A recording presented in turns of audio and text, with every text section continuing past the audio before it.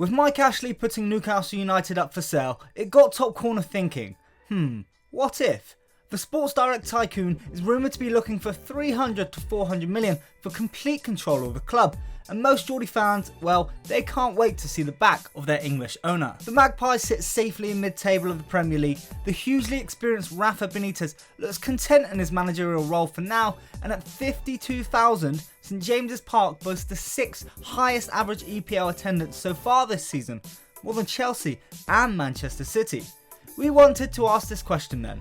Could Newcastle United become a top 6, a top 4, a Premier League title challenging side? We simulated the brand new Football Manager 2018 game until Christmas. Then, Merry Christmas Geordies, we gave you a present of 500 million as a transfer budget. Mike Ashley was sent packing, clearing his desk and sweeping all of those ridiculously sized Sports Direct mugs into a Sports Direct double string gym bag. So as an overview, that 500 million has caused quite a shake up north. But it's not exactly been a sudden rise to the top.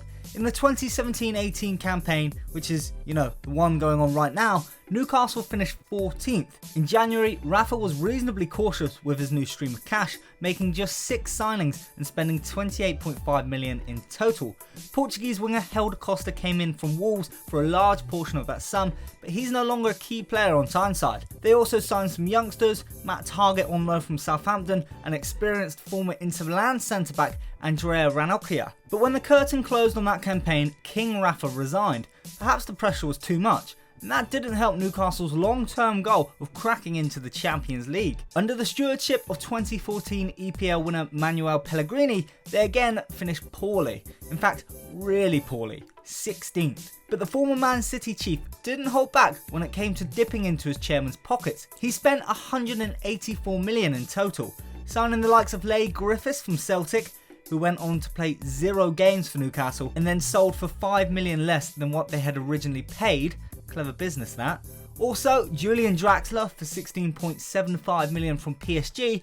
That's a signing that will excite the fans a little more, right? But that can also be balanced with the likes of Tommy Smith from Huddersfield and Christian Benteke from Crystal Palace. Seemingly, Newcastle had all the money, but without the pulling power to bring in top transfer targets. No offense, Benteke, but you are pretty.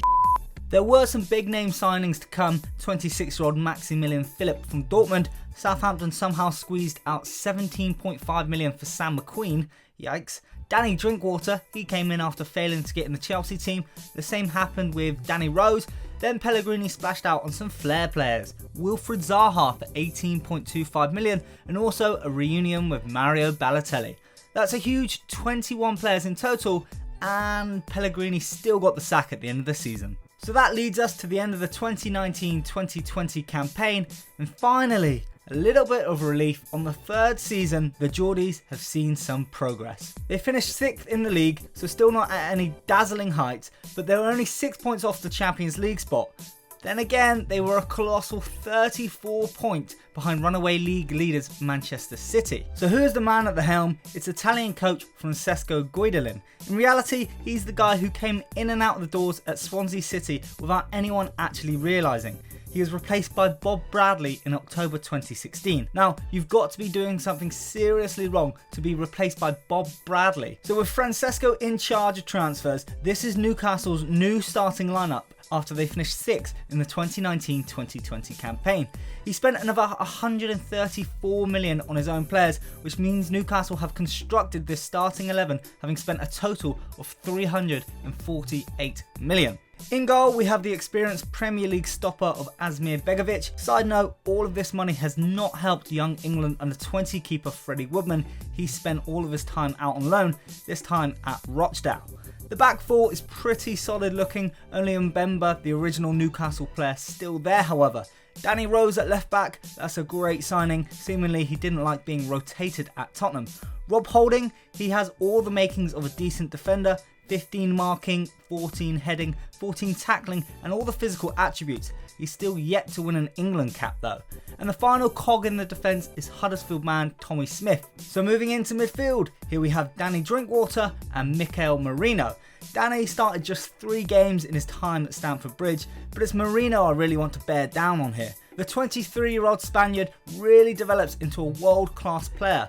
Here, he's got 16 technique and passing with great first touch, vision, work rate, teamwork, fitness. He's valued at 27 million, although he's yet to earn an international cap. Surely it's coming soon though. Going forward and on the left, Draxler is the star name. In the middle, you have Maximilian Philipp. He's also a reliable force. In reality, he's already being described as the German side's next Marco Reus. Matt Ritchie, he's captain, and that wide right spot has been his no matter which big money player has come in. Finally then, up top, and this feels like something of an anti-climax, I have to admit, 29-year-old Peruvian Raul Rudiaz. He did score 10 goals in his first league campaign though, and signed from the Mexican league after banging in goals for fun over there. The bench has a lot of quality too. There's Barreca, a wing-back from AC Milan, also Ruben Semedo, a young Portuguese international, and of course Balotelli, Zaha and Bojan from Stoke City. The reserves is basically Newcastle's team now.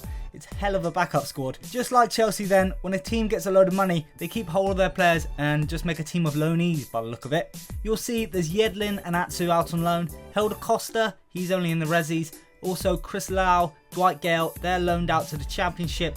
Dwight Gale scoring loads of course. Then there's Kieran Clark, Woodman, Adam Armstrong and a bunch of other players. So there you have it, Newcastle fans. Even if you are taken over in January and gifted with a huge transfer budget, don't expect immediate fireworks. Money doesn't always bring happiness, okay guys? That's the cute moral of this story. I mean, you are 6th now and in a good position to kick on, and you do have players like Julian Draxler, but in a world where John Joe Shelby is only in the reserves, nah, that's not for me thanks. Remember to like and subscribe, HITC Top Corner Gaming.